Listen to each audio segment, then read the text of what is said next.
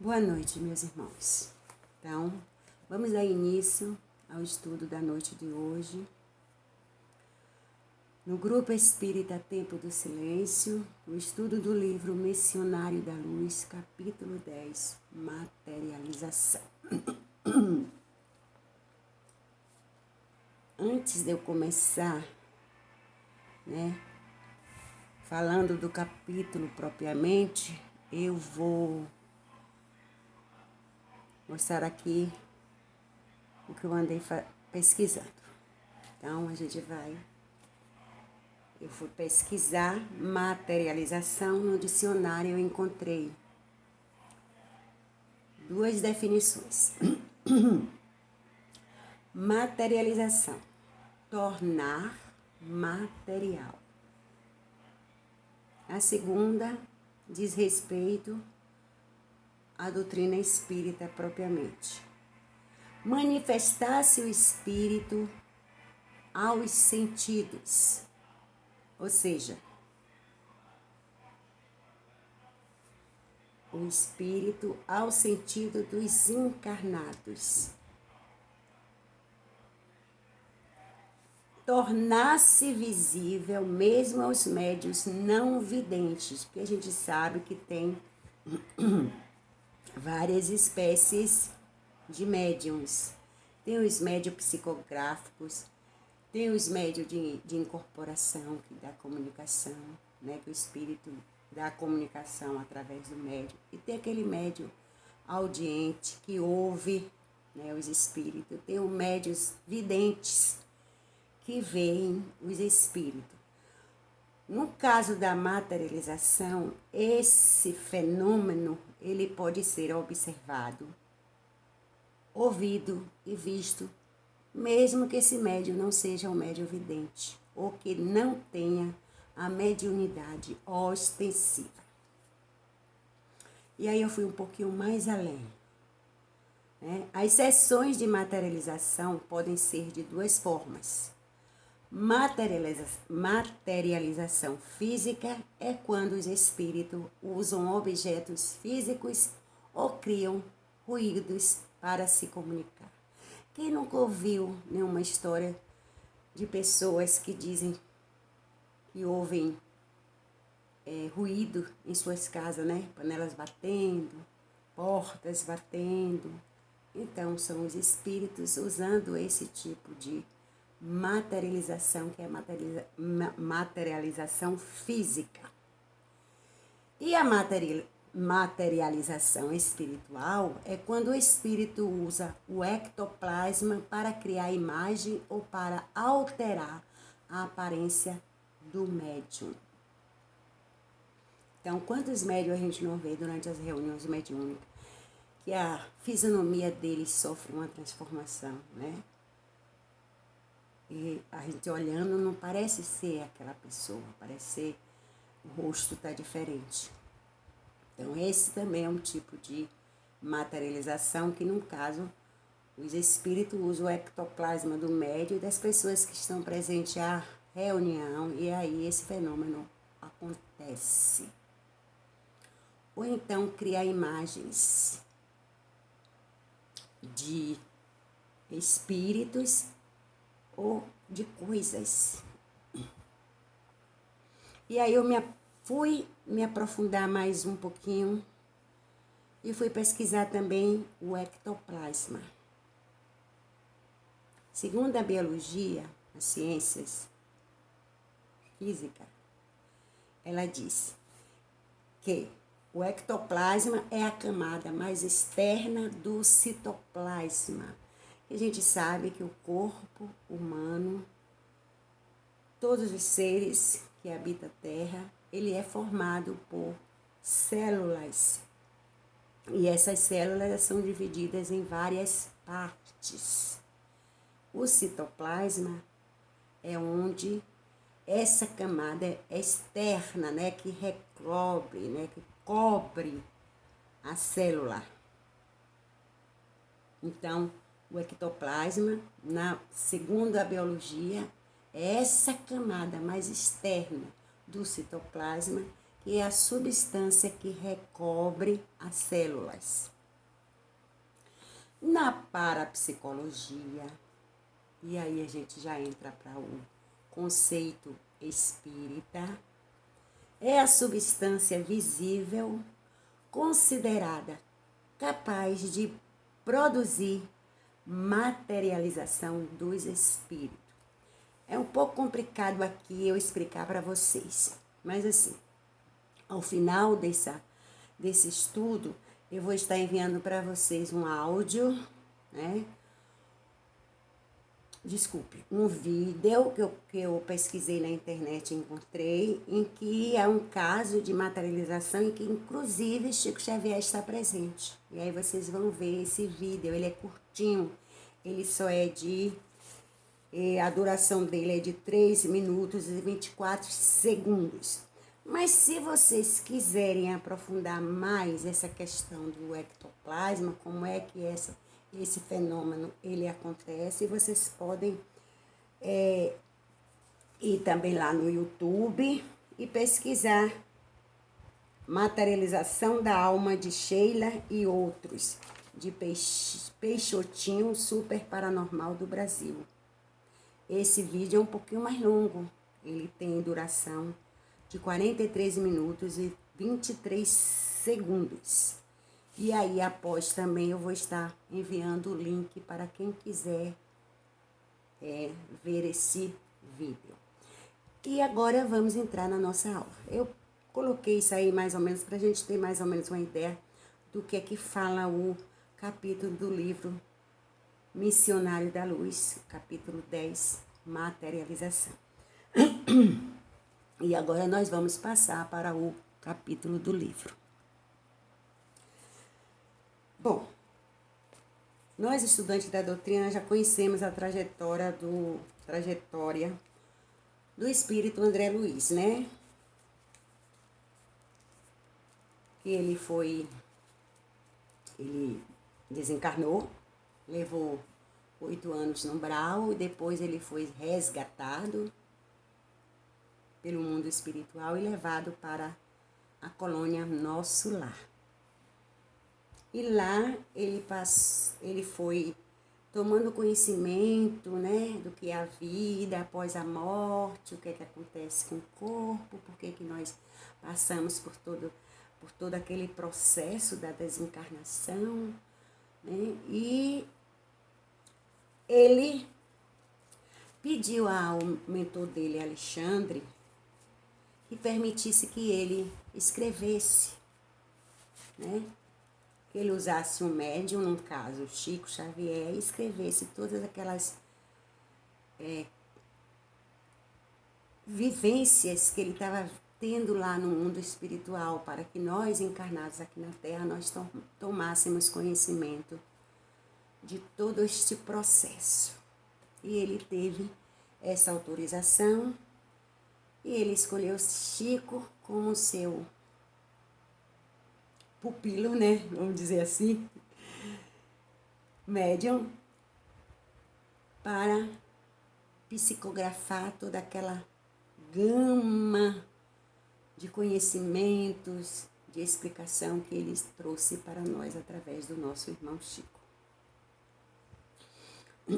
E aí ele participou de vários trabalhos, né? No livro Os Mensageiros, ele passa por várias etapas, e quando chega agora no livro, o terceiro livro, né, da coleção de André Luiz, Psicografia de Chico Xavier, ele vai vivenciar outras atividades no campo espiritual e no campo carnal, que ele vem à Terra para participar de alguns trabalhos. E aí ele pede a André, que ele tem muita curiosidade de conhecer, né, de assistir, de ver uma reunião mediúnica, onde aconteceria o processo da materialização, ou seja, um espírito se materializar através do ectoplasma do médium e das pessoas ali presentes. E aí Alexandre fala para ele que no grupo dele ele não faz esse tipo de trabalho, mas que existem outros grupos que fazem esse trabalho e que ele, sim, poderia proporcionar a ele, Alexandre, essa oportunidade de estar assistindo a um processo, a um fenômeno como esse. Mas antes, Alexandre conversa com ele e fala com ele, né? E diz para ele: trata-se de serviço de elevada responsabilidade, porquanto, além de exigir todas as possibilidades do aparelho mediúnico, ou seja, do médium, há que movimentar todos os elementos de colaboração dos companheiros encarnados, presentes a reuniões destinadas a esse fim. E aí ele ainda enfatiza: se houvesse perfeita compreensão geral, respeito aos dons da vida, e se pudéssemos contar com valores morais espontâneos e legitimamente consolidados no espírito coletivo, essas manifestações seriam as mais naturais possível, sem qualquer prejuízo para o médium e assistentes. Acontece, porém, que são muito raros os companheiros encarnados dispostos às condições espirituais que semelhantes trabalhos exigem. Por isso mesmo, na incerteza de colaboração eficiente às sessões de materialização, efetua-se com grande risco para a organização mediúnica e requisita um número dilatado de cooperadores do nosso plano. Então, ele fala aí, né, do porquê que essas reuniões, né, essas reuniões onde esses fenômenos acontecem, elas não acontecem com muita frequência, justamente por conta desta dificuldade de nós encarnados, né?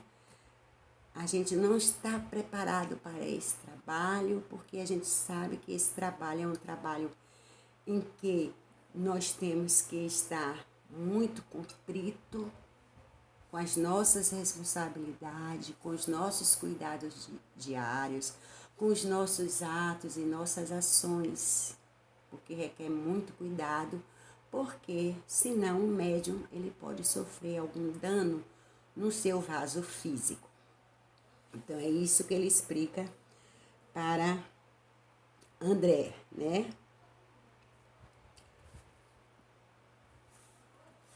E ele vai mais além um pouquinho, né? E aí ele pega daquele grupo que trabalha com ele, né? Para poder dar uma assistência a André, para preparar André, para quando ele for a essa reunião, mais ou menos ele saber como é o processo, qual atitude que ele deve ter durante essas reuniões para que o trabalho não seja prejudicado. E na noite em que este fenômeno vai acontecer, ele vai em busca de André para levá-lo à Crosta, né, uma casa espírita, onde esse processo vai acontecer.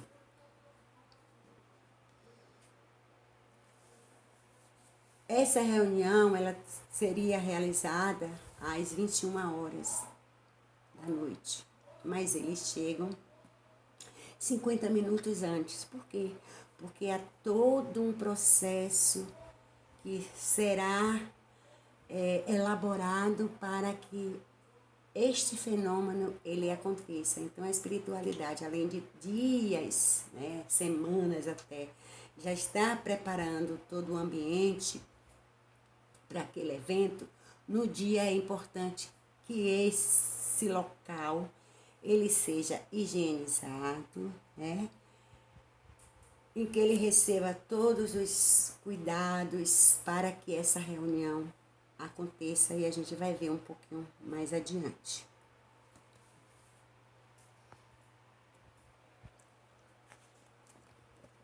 E aí ele fala, os trabalhos, esse trabalho, né, que seria realizado nesse dia, eram superintendido pelo irmão Calimério, entidade superior à condição hierárquica de Alexandre. Quer dizer, Calimério ainda tinha um grau maior do que o de Alexandre. Então ele estava assim, na escala espírita, ele estava num grau acima do que Alexandre se encontrava.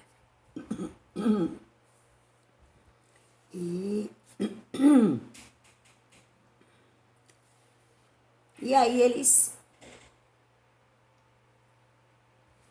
foram, André foi apresentado a Calimério, né? E Alexandre explicou para ele que ele estava ali, porque ele tinha interesse, né?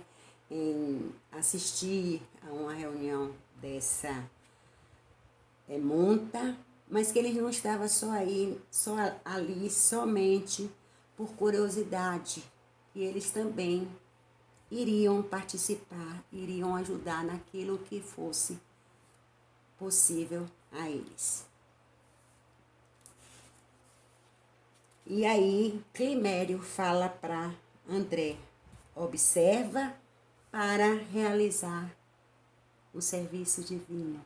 Então, mandou que ele observasse, né? Que ele ficasse em observação ao alimento, ao trabalho, né?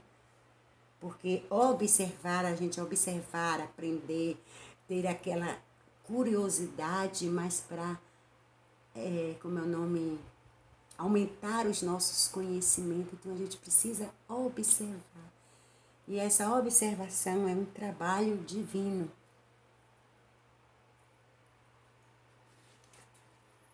Ele aí nem mandaram, nem entraram, né, no interior da casa onde seria realizada esses trabalhos. E aí ele diz, né, Alexandre, admiradíssimo, notei a enorme diferenciação do ambiente. Não havia ali, como em outras reuniões a que assistira, a grande comunidade de sofredores às portas. A residência particular onde se efetuariam os trabalhos chegava a ser isolada por extenso cordão de trabalhadores do nosso plano, num círculo de 20 metros.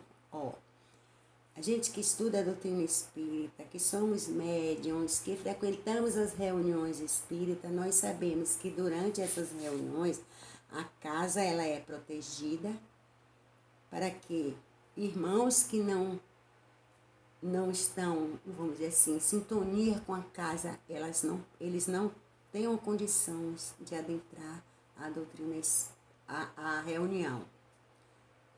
Porque há uma seleção, né, para os irmãos que vão estar ali participando do trabalho, que essa seleção ela já é feita anteriormente, quando termina uma reunião mediúnica, então a espiritualidade já vai trabalhando e vendo quais daqueles nossos irmãos estará na próxima reunião, quais médios que darão passagem para determinado espírito.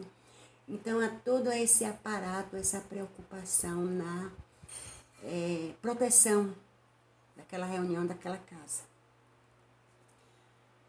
Mas algumas vezes eles abrem exceções para alguns espíritos que naquele dia não estavam programados para aquela reunião, pelo fato de que aquele irmão ele esteja realmente necessitando naquela hora daquela, vamos dizer assim, ajuda. Nessa reunião aqui, os cuidados eram desdobrados, era o dobro do cuidado era feito. Porque, como nós vamos ver mais adiante, né, há N fatores que podem prejudicar essa reunião. E aí, Alexandre explica para ele. Aqui é indispensável o máximo cuidado para que os princípios mentais de origem inferior não afetem a saúde física dos colaboradores encarnados, nem a pureza do material indispensável aos processos fenomênicos. Em vista disso, torna-se imprescindível insular o núcleo de nossas atividades, defendendo-o contra o acesso de entidade menos digna, por meios de fronteiras vibratórias. É o que eu falei antes para vocês. E aí, Alexandre faz uma observação. Ele diz: se é preciso tamanho zelo no que se refere ao nosso campo de serviço, não se fará as mesmas exigências aos companheiros encarnados com a função de assistente?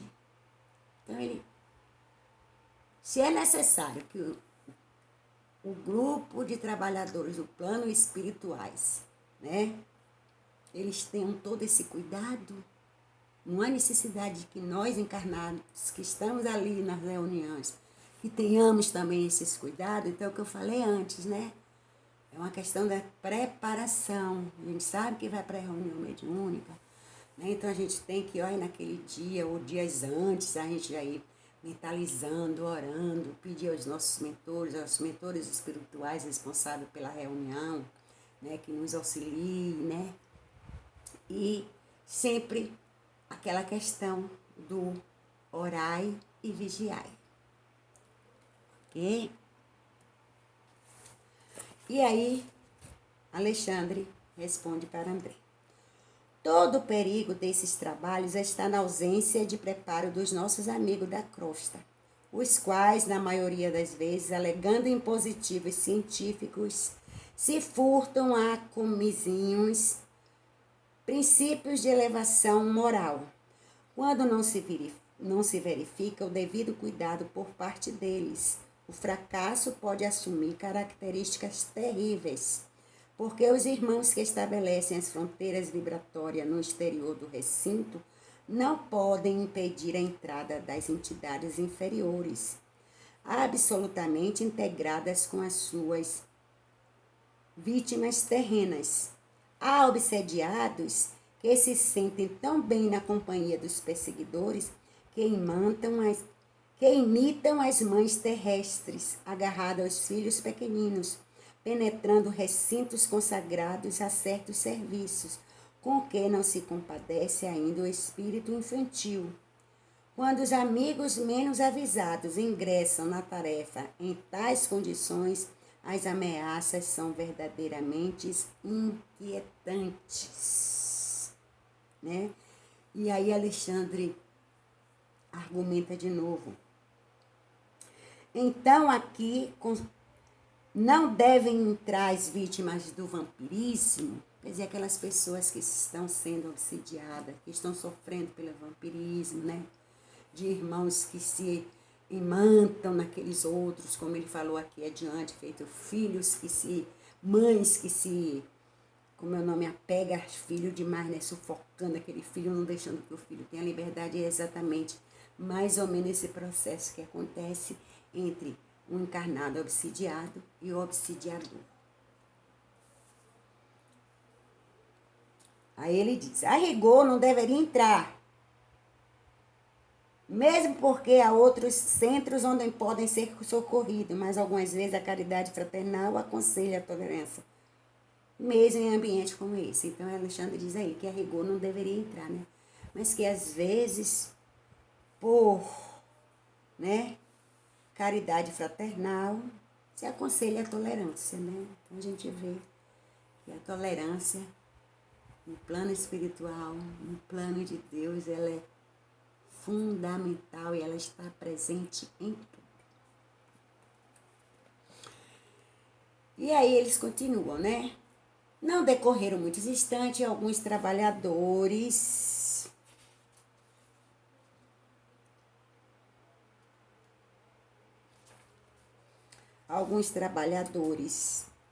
de nossa esfera compareceram trazendo pequenos aparelhos que me pareceram instrumento reduzido de grande potencial elétrico, em virtude dos raios que movimentam em todas as direções. Tudo isso é a preparação para o trabalho que será realizado.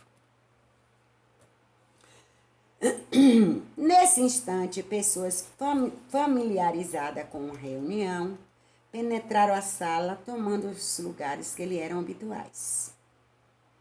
Estabeleceu-se entre os encarnados ligeira conversação, na qual se comentava os trabalhos levados a efeito anteriormente. Não se passaram muitos minutos e a jovem médium, afável e simpática, deu entrada no recinto, acompanhada por diversas entidades, dentre as quais se destacava um amigo de elevada condição, que parecia chefiar o grupo de servidores. Esse exercia considerável controle sobre a moça, que a ele se ligava por tênues fios de natureza magnética. E aí Alexandre já, né? Meu nome curioso, né? E André, percebendo, claro, a sua curiosidade, ele falou: André é o orientador do aparelho mediúnico para as atividades de materialização propriamente dita. Aproximemo-nos deles. Então ele falou: Alencar, aquele, né, como André fala aqui, né, que entre aqueles que entraram com a médium, né, havia um que se ai, meu Deus do céu. Deixa pra lá, eu não estou conseguindo coisa a falar, não. Com a médium, né, era o orientador da médium, né? E aí Alexandre explica para ele que o controlador mediúnico é o irmão Alencar, que também foi médico na Terra. Calimério é o dirigente legítimo, encarregado da supervisão dos trabalhos em nosso ciclo. Então, Alencar era o mentor espiritual, né? Aquele espírito que iria trabalhar juntamente com a médium no fenômeno da materialização do espírito.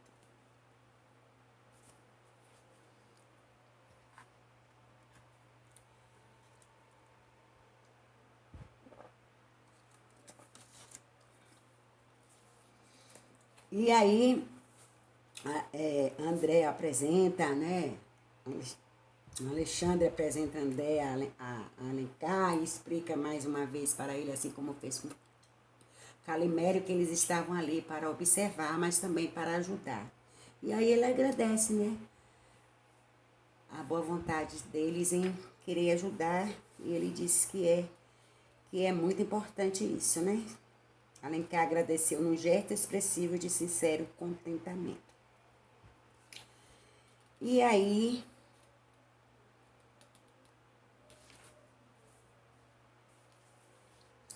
Alexandre vai se agrupar, né, juntamente com os colaboradores desse trabalho. E ele encontra, né, ali, ele encontra Verônica, que é uma das trabalhadoras que havia sido exímia enfermeira na costa e que se colocou à vontade, conversando amigavelmente, né? Ela diz: irmão Alexandre, depois de rápidos momentos de palestra carinhosa, iniciemos o auxílio magnético. Precisamos incentivar os processos digestivos para que o aparelho mediúnico funcione sem obstáculos. E aí, eles começaram aquele trabalho, né? Em que eles vão, vamos dizer assim, esvaziar o estômago da médium, né? Dos alimentos que ela ingeriu, né? E aí vai fazer, tipo, um processo, uma operação bem elaborada, né, em que todo aquele bolo alimentar ele sofre aquela transformação, então cada substância vai para um órgão específico, né, porque a gente sabe que quando a gente se alimenta, o alimento nosso ele contém N substância, que uma vai ser boa para o fígado, né, outra vai para o rim, e por aí vai. Então todo aquele bolo alimentar ele passou por aquele processo, né, de desintegração, e aquelas substâncias que o organismo precisava foram levadas para aquele órgão distinto. E aí, depois de todo esse processo, ela diz que em poucos minutos o estômago parecia inteiramente livre, então não havia mais nada no estômago, o estômago dela já estava vazio, porque a gente sabe que quando a gente vai para uma reunião mediúnica, a gente não deve se alimentar em excesso, como a gente já viu lá no capítulo anterior, capítulo 9, que é fenômenos mediúnicos, né, que isso faz com que o organismo fique muito cheio de gordura, de substâncias gordurosas e tal, e tal, e tal. E aí ela diz, agora vamos preparar o sistema nervoso para as saídas das forças.